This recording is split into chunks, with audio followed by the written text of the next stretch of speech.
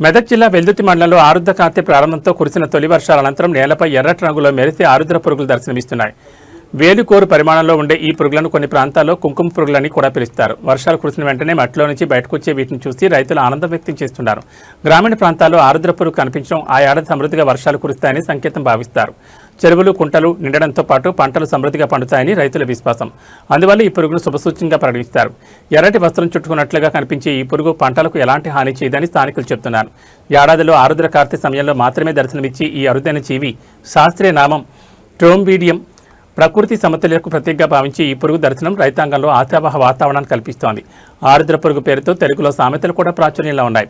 చాలా అరుదుగా కనిపించే వ్యక్తిని ఆరుద్ర పురుగులా వచ్చాడు అని పోల్చడం గ్రామీణ ప్రాంతాల్లో ఇప్పటికీ వినిపిస్తుంది.